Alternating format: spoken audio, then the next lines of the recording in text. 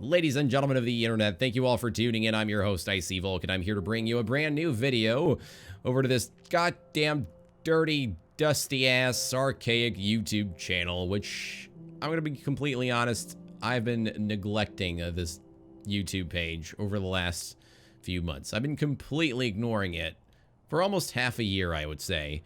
And that's mainly because of the simple fact that YouTube is a lot of hard work for very little reward.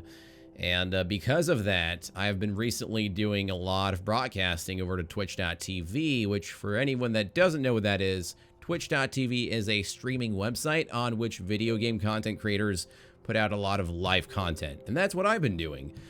So over this specific year, this last year, I've been streaming about 5 times a week, and I've been enjoying it way more than doing YouTube. I'm not gonna lie. I mean, Twitch is very easy. Twitch content is extremely easy to produce, but it is still hard to build a viewership, nonetheless. But it's a lot easier to build a viewership on Twitch versus YouTube, which is a mainstream video service.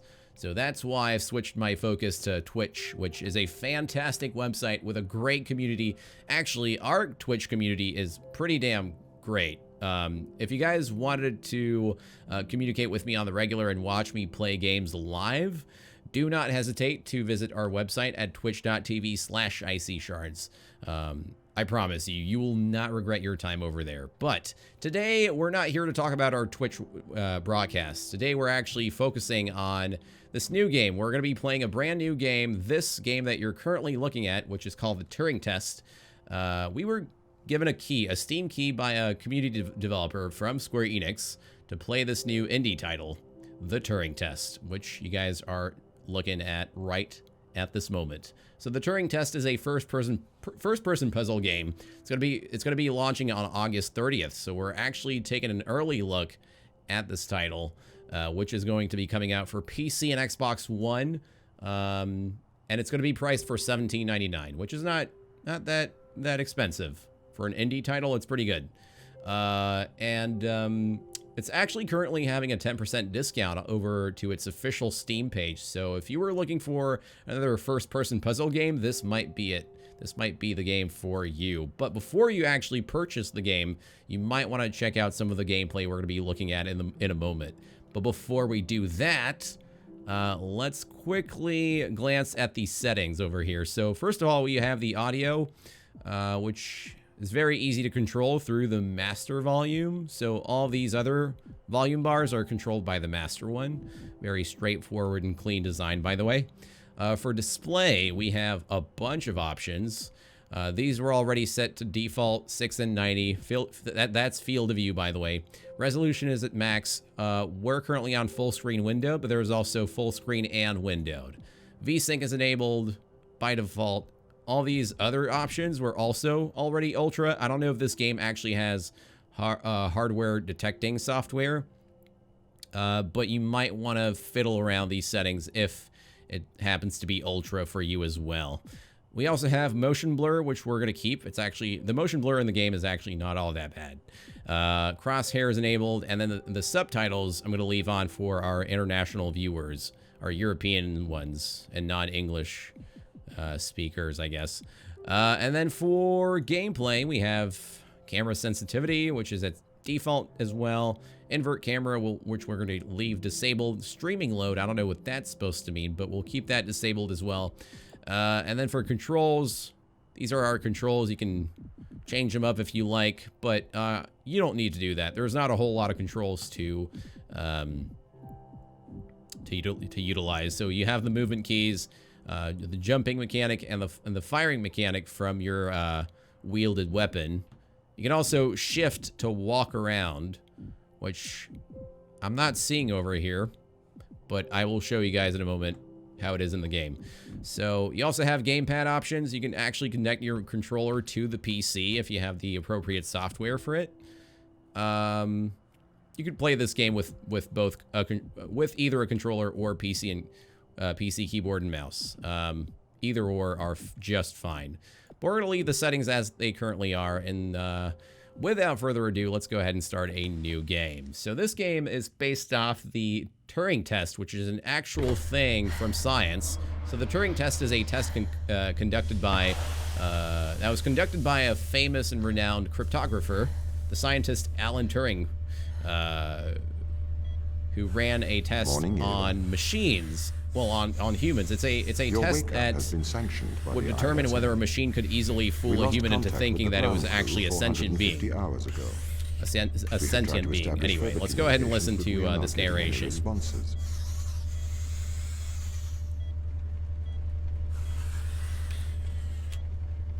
We need you to investigate. Okay, doesn't it make sense to do visual checks first? We have already looked at the data.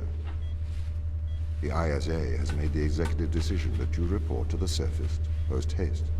You are our emergency response. What exactly is the emergency? The ground crew found an organism the ISA believed to be dangerous. We need to re-establish communication. Okay, so we're finally in the game here. This is some robot named Tom. He's supposed to be our companion throughout the game, so let's go ahead and take a look at our environment here. By the way, the graphics look super clean. I'm not gonna lie, the graphics are very reminiscent of the Alien Isolation graphics. It's all super well polished. For an indie game, this is absolutely beautiful. Looks like there's a nebula outside. The graphics on the planet aren't all that great. The details, I mean, but inside the space station, I'm very much enjoying the clean polish, and the light effects are actually not that bad at all. They're pretty damn beautiful, I would say. Let's go ahead and see if we can interact with anything. Oh, we can grab a coffee mug. Well, that's gonna help a whole diggity bunch, isn't it? It's too bad that this interactable object doesn't really help you with anything, but I guess you can have fun with it by twirling it around. So yeah, we're currently in first-person mode, trying to look at our surroundings, see if we can retrieve any sort of relevant information. So this is Ava Turing, which is actually the character that we're currently playing. We just woke up from our cryo chamber. And it's the year 2250. So that's when we actually were woken up. That's the specific. We're currently on May 13th. So there are some other cryo chambers in here. And it looks like we are part of a crew here. This one actually does not want to show any information. The profile on the person is blurred out. But all these other people who are currently in cryostasis are in their own chambers, and they're going to be woken up quite later in the future. So it looks like we're not actually going to see them ever again. 2,250, and then you have 2,400. That's like a bunch of years ahead of time. So maybe we're not going to see our crew ever again. Pretty damn sad. Okay, so we're moving on to the next room. Again, very nice light graphics. But we have a bunch of random numbers over here. This might be an Easter egg, but I'm not entirely sure about that. It might just be purely for aesthetical use. Crew lobby. What do we have? Another coffee mug. Again, I'm not sure how this is going to help us with the storyline or our progression in the game, but it looks like coffee mugs are really important. Can't really interact with the... See, I would have preferred if you could interact with the piece of paper here rather than the coffee mug, but I guess the coffee mug is way more relevant. Can't sit on the chair either. It's kind of a disappointment. Pick up your EMT. It's on the side. It's on the side. Which side? This side? EMT. Emergency manipulation tool. Can't open the manual. You can only look at the front cover and the back cover. Again, not a lot of interactivity. But it looks like we're finally getting our primary weapon. Okay. we are going to take a lander to Europa. Make your way to the docking station. So it looks like our character is planning to go somewhere. I think we're actually gonna head over to a planet called Europa. Europa, for any of you that don't know what that is, it's a satellite planet that gravitates around Jupiter. So Europa is actually a moon. And if any of you were interested in learning more about Europa, go ahead and watch the movie The Europa Report. It's a 2013 movie, and it's a pretty good one. Actually, it's got some good reviews, and it'll give you a good idea of what planet Europa is. Actually, I think the story in this game is based off of that movie, if I'm not wrong. To Ava, the current ship status is as following. Recommend addressing the power fluctuations before cryostasis. So we have a bunch of messages going back and forth between crew members. Yeah. So this is basically Ava Turing, who is the character that we're currently playing. She's sending out some messages to her crew members before going into cryostasis. Because the last message goes, I'm initiating my cryostasis in a short while, blah, blah, blah, blah, blah. To all of you, I'd like to wish a good life. So yeah, this is what I was just saying. So we're not going to be seeing our crew members ever again. A little bit sad, but this is basically setting the mood for the storyline. What do we have? Flashlight. Can't turn that on because reasons. Old computer. Looks like an IBM laptop. Very, very ancient looking model. Even though we're way ahead in time. Can't really do anything here either, but we got a little bit of lore from that screen there. Again, beautiful lighting effect here.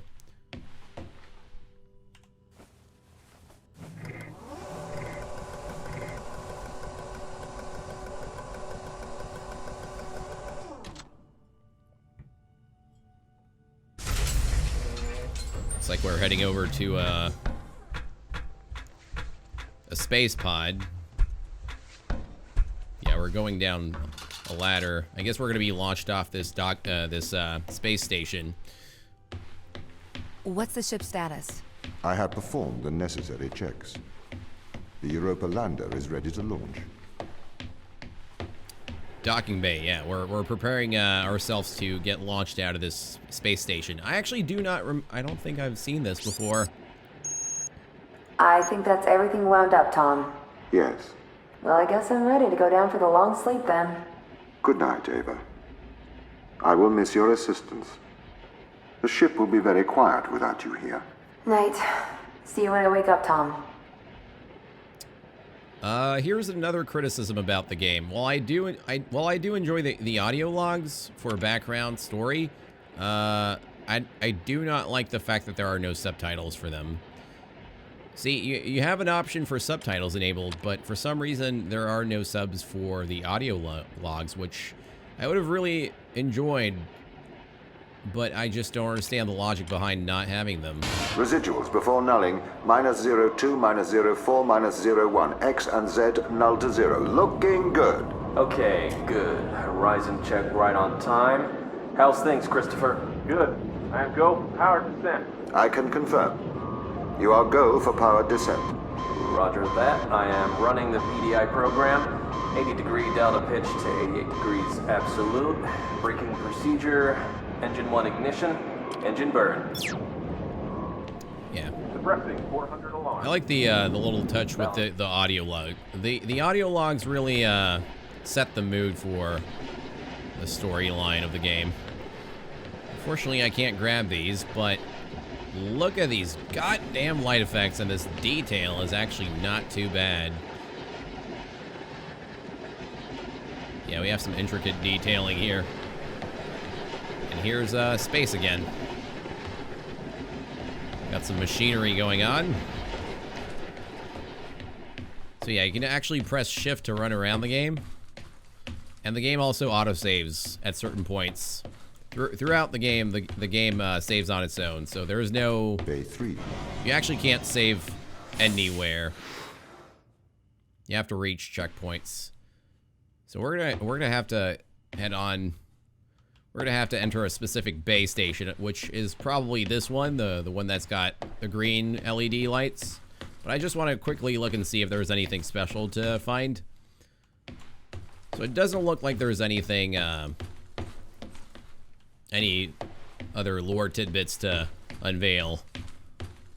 Yeah, the other rooms are pretty much identical. There's a lot of repetition in terms of the available rooms and the environment that you have to walk through. But let's go ahead and jump onto this thing and get launched off this space station.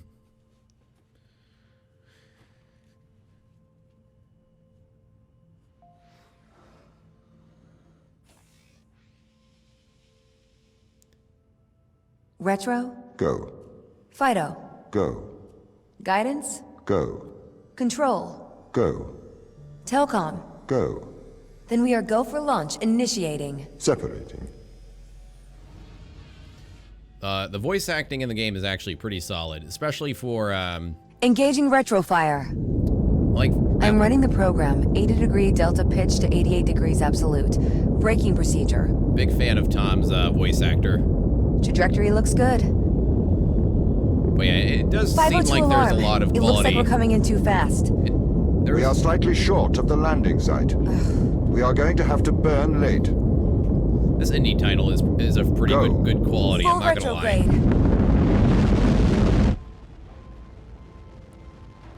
And I'm also really enjoying the aesthetics overall. But the voice acting is pretty solid.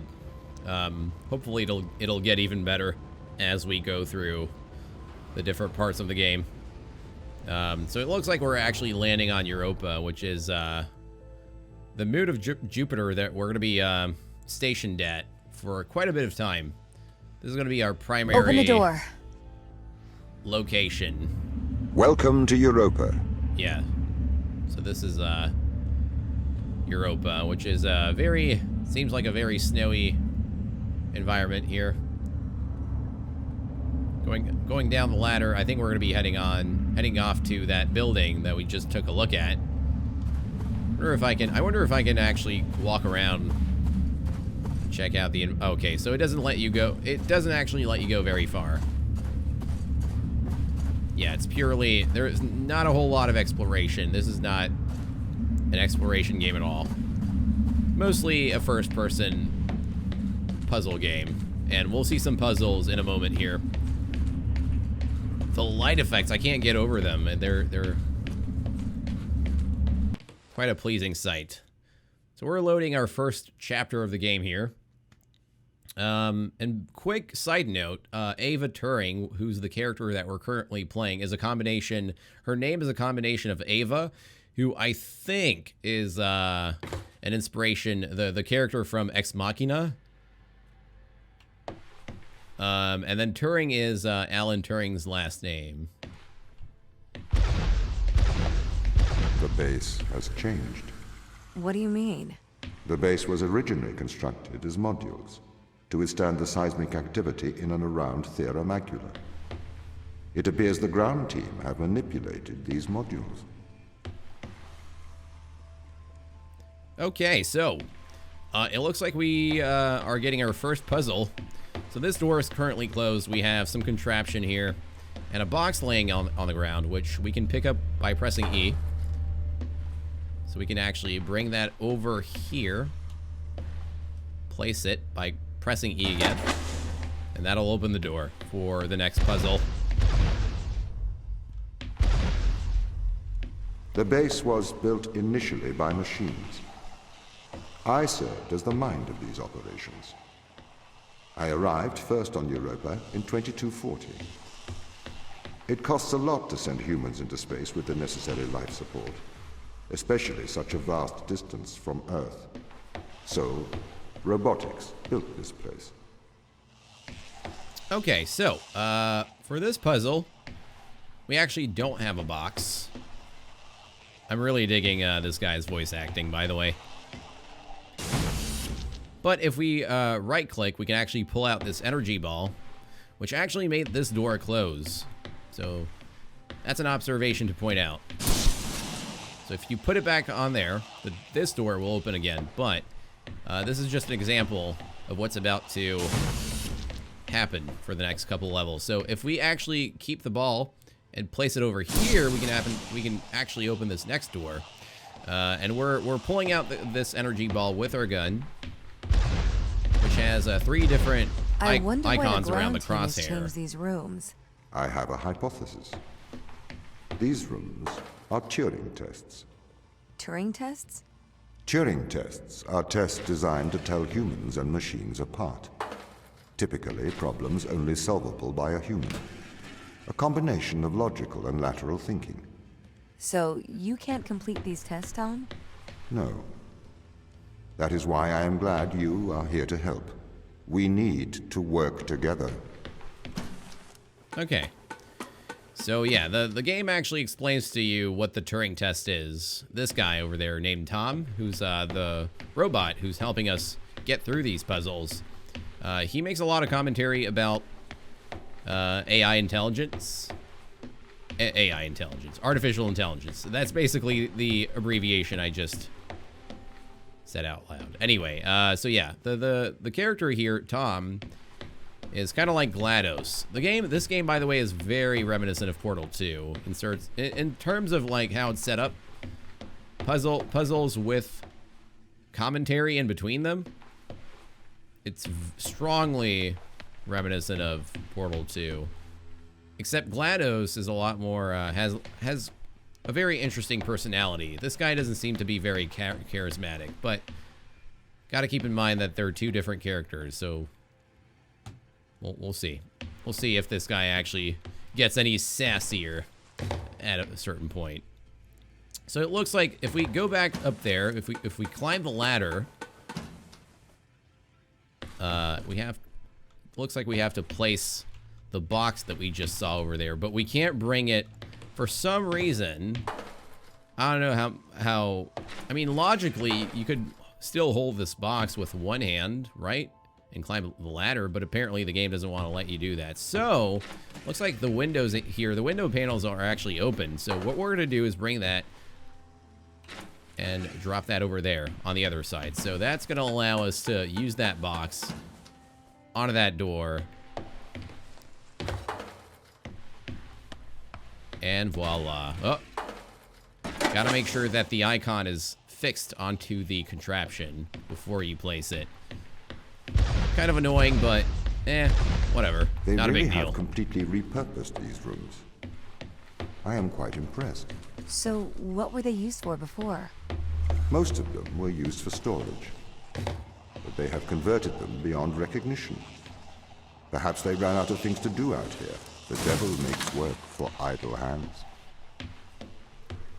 Okay, so this is so the puzzles actually gradually become more difficult and have more mechanics involved. So if we bring up this lever, the power will be redirected to that door, which is currently open. So let's check out what's in that room.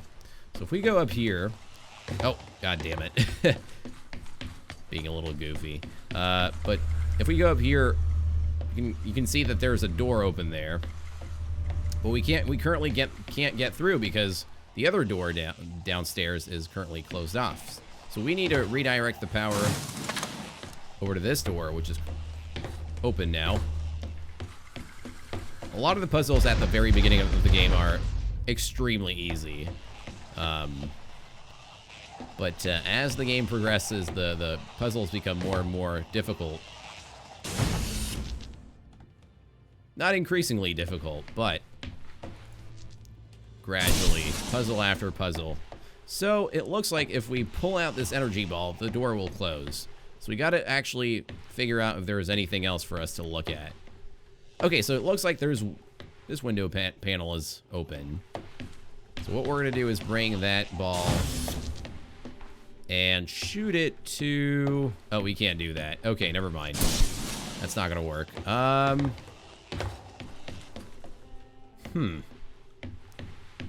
Oh.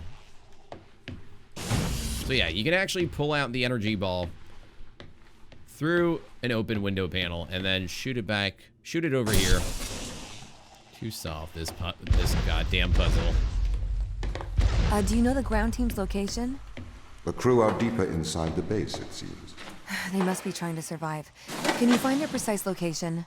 I'm afraid not. I am working to regain control. Though I once had complete control of this base, a lot has changed in the past 500 hours. Okay, so for this puzzle, we are going to have to go around, do a little bit of thinking, quick thinking here.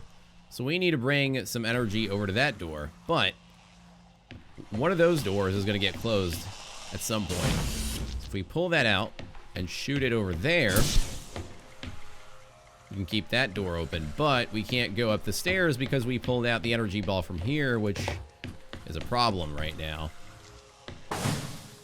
We pull out this box, drop it, and then pull out that energy ball. And then we bring this box and put it over here. That's going to open this door. Now we can actually bring this energy ball and put it over here. And that's how you play the game. So if this base is managed by you, why can't you find the crew? The base's communication array is malfunctioning. So it looks like we have a new mechanic here. So we now have a big giant magnet that actually grabs on, that attracts this box over here. And it also looks like the magnet isn't always working. It every now and then it turns on and it turns off. And it looks like we can also pull out this green ball from that magnet, which is actually providing it energy. So now I guess we could put that over here and then bring this box over here. So like I said, as the game progresses, you have more mechanics and you get more energy. You have three, I guess, as you play the game more and more, you actually, eventually you'll get the 3 available energy balls or colors. Hence the 3 icons around the crosshair. I guess we're gonna have to run in as fast as possible. We made it. This doesn't add up. What does not add up? If there was an accident, surely they'd come to find me, not try to lock me out. My instance is still resolving conflicts. I expect they have their reasons. Okay, well this one's pretty easy. So basically we have another window panel open. So what we're gonna do is place this box over here. Basically we just switched the positions for this box and that energy ball. But we still cannot open that door, so we got to redirect the energy from that ball. And now that actually allows us to enter this room and pull out this ball of energy and put it over here. So yeah, My instance has just been updated. There's a little bit more complexity in the puzzle. I have now. 2 instances of my mind, 2 separate versions. A slave mind running on the satellite, and a master running here on the surface. When the communication was cut between the surface base and the satellite, the 2 instances of my mind were separated. So, during all this time, all of my knowledge divided into 2 separate branches. I continue to learn on the satellite, and I continue to learn on the surface. I am trying to merge the knowledge to create a timeline of what's happened here. But there are incongruities between these memories, conflicts. Okay. It's nice to have some narration in between the puzzles. It actually establishes the story and it makes it more interesting. We're trying to get this door open, but there are more rooms involved now. So we have to... Oh, here's an idea. Aha! That works. Put that over here. And then if I pull down this... It's actually not going to work. Okay, wait a minute. Aha! Door's open. It'll stay open thanks to this light bulb or power ball. I don't know what to call these. They're very shiny and pretty. So we finally got this door open. And now we're gonna take a look at this puzzle, which now involves platforms,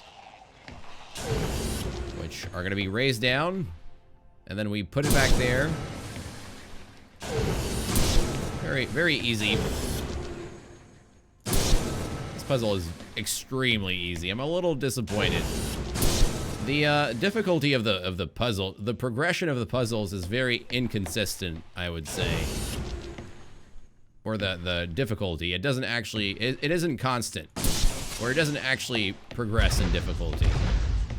But it looks like we've cleared all of the puzzles for this. This is the command center.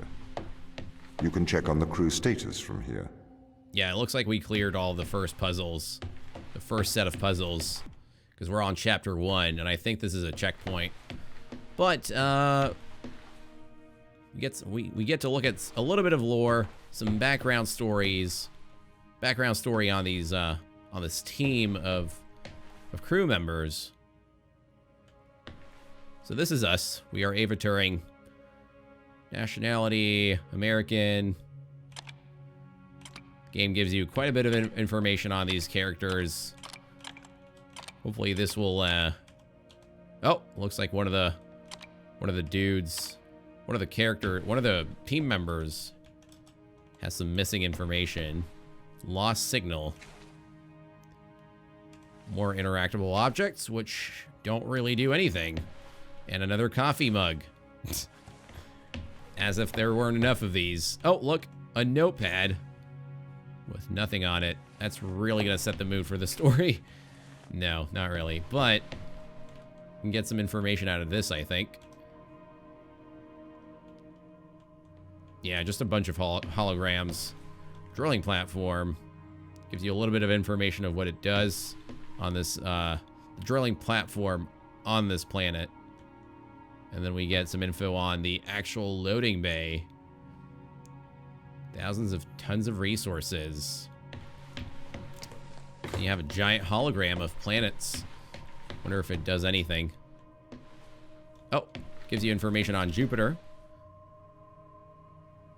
It actually educates you on the actual real planet. And then Europa.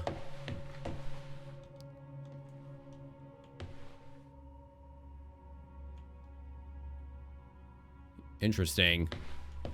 So the game gives you a little bit of information in between. A microscope machine. And then some audio logs, which I'm not gonna... I mean, I guess I could listen to one of them. But again, it's probably not gonna give me any subtitles. Tom, start recording. I am always recording, Daniel. The day is January the 6th. My watch says it's 2:30 on Earth. Here we are, members of the human race, standing on Jupiter's moon, Europa. I am Captain Daniel McLean. I'm joined here by the rest of my team. It is our intention to make this moon our home and investigate life on this planet. Man's curiosity and appetite for discovery will continue to change our world for the better. Inspiring. And might I add my congratulations to you all.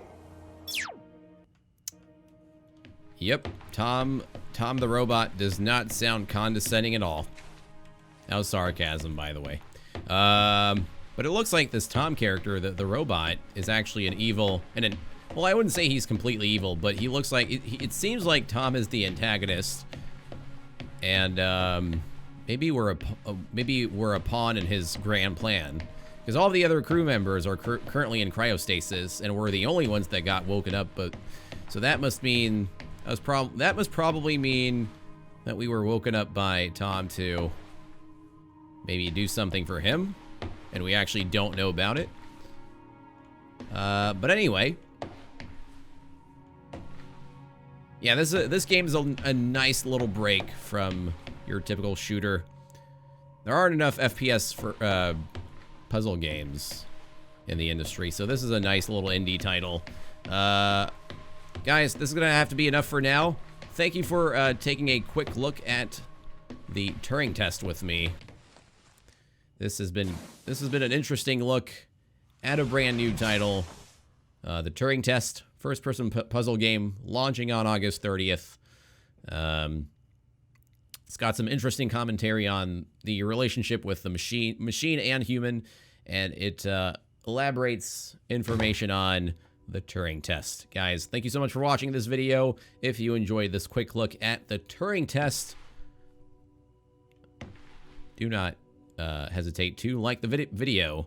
Also, check out our Patreon page at patreon.com/IcyVolk if you would like to support any content that I produce, whether it be on Twitch or YouTube. Also, follow me on Twitter for updates, announcements, and any ramblings. And do not forget to actually watch our Twitch, to check out our Twitch page at twitch.tv/IcyShards. Thank you all for watching. I'll see you guys soon, maybe in the future on this YouTube channel. Have a great rest of the week. I'm IcyVolk, and I'll see you soon. Have a good one.